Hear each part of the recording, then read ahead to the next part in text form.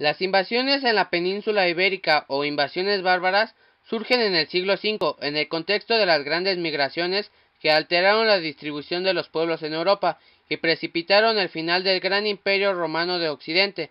La península ibérica en particular sufrió la ruptura de la organización política y administrativa que el imperio romano había adoptado en las distintas provincias en que se dividía administrativamente Hispania.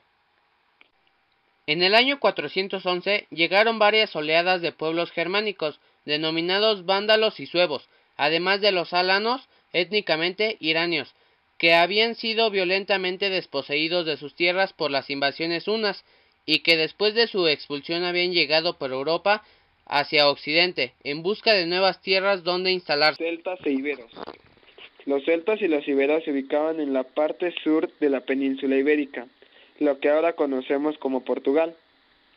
Los celtas, por su parte, se dividían en 4 grupos: los pelendones, los arbacos, los betones y los aseos, mientras que los iberos se dividían en tordetanos, ilerdetes y contestanos. Estos pueblos tenían creencias muy parecidas. Los dos se basaban en la agricultura y adoptaron lenguas indoeuropeas. También obtuvieron nuevos materiales con los que crearon la moneda. Los celtas y los iberos eran pueblos politeístas, los cuales le brindaban culto y tributo a sus dioses. Ellos creían ya en el paso de la muerte al más allá. Su diosa principal, o su diosa madre como la llamaban ellos, era la dama de Baza. Por otra parte, las ciudades eran estratégicamente fortificadas, ya que la clase social de la aristocracia se basaba en la guerra y el comercio. La consolidación política de Roma está fuertemente ligada a su vocación expansionista que acabará por convertirla en un gran imperio en el siglo V a.C. En los siglos siguientes los romanos consiguen vencer a los etruscos, situados al norte de la península italiana, y federarse con los griegos de la Magna Grecia. El control de la navegación por el Mediterráneo lo tuvieron al vencer a los cartagineses en las llamadas guerras púnicas, la segunda de las cuales en el año 218 a.C. tuvo como escenario la península ibérica y fue el primer episodio de su conquista y conversión en la Hispania romana. Tras la victoria, la península ibérica se convierte en Hispania, provincia del imperio, pero su conquista se da paulatinamente y no acabará hasta que Augusto, en el año 29 a.C., consiga vencer a los cántabros, último pueblo en someterse. Hispania romana, tierra habitada por pueblos celtas, iberos y vascones, desde tiempos inmemoriales conquistada por potencias como Cartago y Roma. Durante unos 600 años, Hispania fue provincia del Imperio Romano. La sociedad se dividía en personas libres y esclavos. La economía se basaba en la agricultura y la ganadería, la minería, la industria artesanal y el comercio.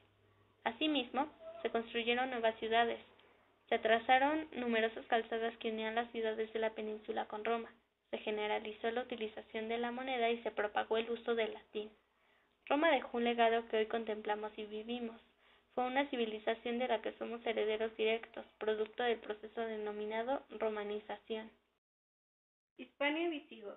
Durante el Imperio Romano, los visigodos estaban asentados junto al río Danubio, hasta que, presionados por los hunos, entraron en territorio romano.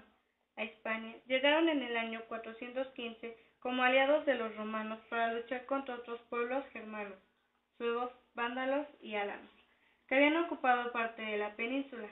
En el año 418, los visigodos se establecieron en Galia, donde crearon el reino de Tolosa. Desde allí, realizaron incursiones en la península y tras varios años de lucha expulsaron a vándalos y alanos que eran no solo los suevos. En el año 507, otro pueblo germano, los francos, derrotaron a los visigodos que se establecieron en Hispania. La conquista musulmana de la península ibérica surge en el siglo VIII, reemplazando el reino visigodo por dirigentes árabes.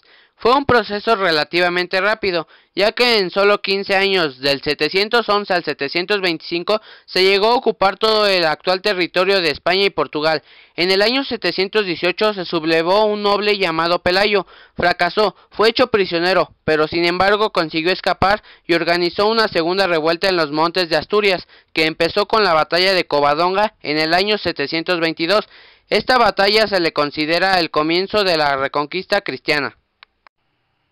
Origen de la lengua española. En el siglo III a.C., la península ibérica estaba poblada por celtas iberos, cuyo dialecto tuvo una gran influencia en el español.